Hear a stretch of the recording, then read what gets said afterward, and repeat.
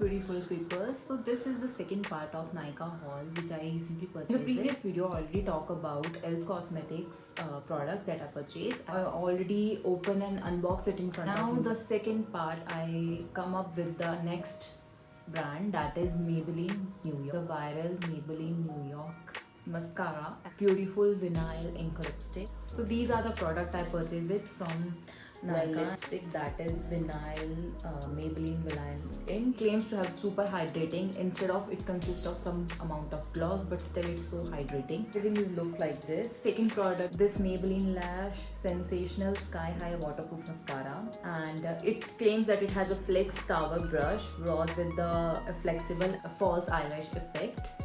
And I'm very excited to try it out. Along with that, I restocked my Maybelline NewYork Colossal Liner. It gives a very bold black liner effect.